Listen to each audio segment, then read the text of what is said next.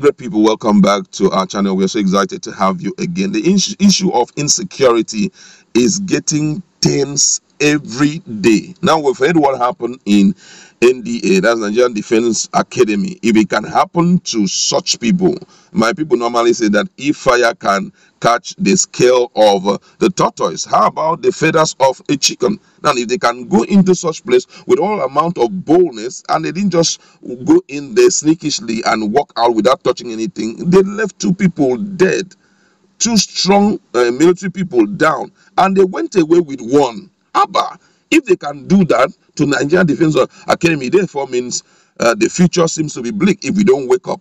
Right now, there's an outcry in Lagos coming from the Yoruba Council of Elders. We are going to be looking at why they are crying out, because it still revolves around the issue of insecurity. But before we do all of that, if you're not subscribed to our channel, kindly hit on the red subscribe button and also the bell icon so that you can get notification anytime we publish our video. Elders Forum of the Yoruba Council of Elders on Tuesday raised concern over alleged influx of foreign headers into Lagos State, saying it portends a great danger for the state. The elders, who spoke through a former national president of YCE, Danzaki Samuel Agbede, said with thousands of unknown individuals who have infiltrated Lagos, the state is sitting on a barrel of gunpowder. He said the influx of the foreigners coincided with the recent unfortunate comments credited to one Alhaji Bala Muhammad of Bauchi State, who allegedly said all Fulani people in the war are Nigerians. Agbede, a retired military colonel, urged security agencies, especially the Lagos State government, to be on their toes in ensuring that there is no breakdown of law and order in Lagos State and other parts of the country. He said Lagos is very vulnerable, with a lot of people who have infiltrated Lagos. The state is sitting not only on a cake of gunpowder, but on a barrel of gunpowder. A lot of foreigners have sneaked into Lagos State, and the majority of them have no place of abode. They are in every nooks and crannies of Lagos.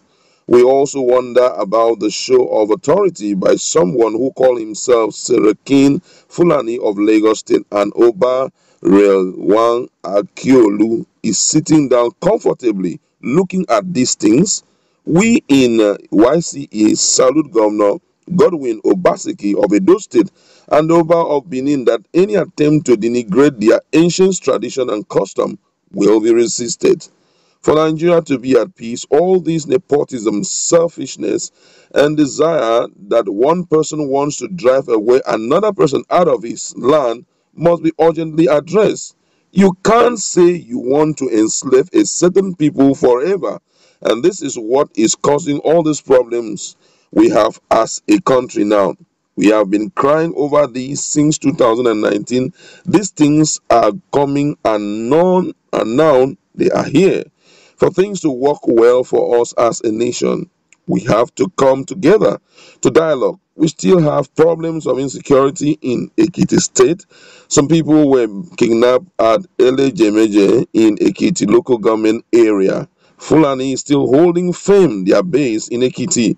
There is much improvement in Osun, Oyo, Ogun, but they still need to do more than what they are doing currently.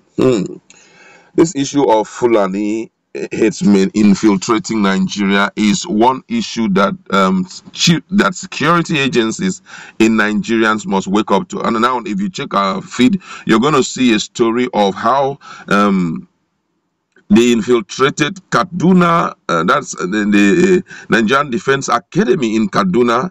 And it wasn't just an infiltration, it was a case. I don't know, they call them bandits. We are here to ascertain who the people are. But they brought down two big guys in the army, and that's not funny at all.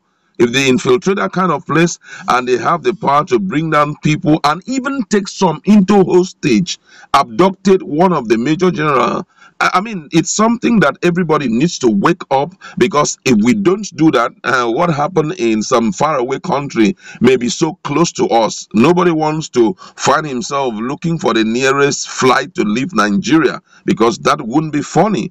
I feel that those who are in position of authority, especially traditional monarchs, they need to call the youths of the environment and let them understand what their standpoint as it concerns security.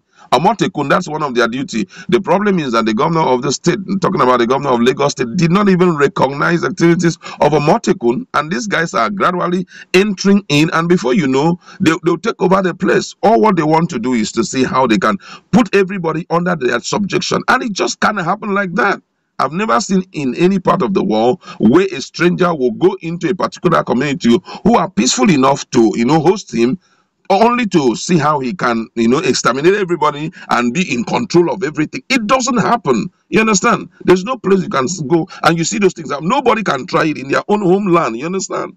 And that's why I feel at this point that people need to wake up to their responsibility. At least the only thing you have that you can boast of is your own environment. Anyone who feels uncomfortable to live by the rules and regulation of the environment that he goes in should quit, Finding them right now, if you go to the south, go to the southeast, go to the southwest, you realize that these guys are littered everywhere. They don't even have anything to do. Some of them just walk casually like that, and it's an indication that if security authorities do not wake up in Nigeria, what we are going to be seeing will be unthinkable. If they have the mind to enter Nigerian Defense Academy, let us not wake up one day and see them entering army barracks and kidnapping our military.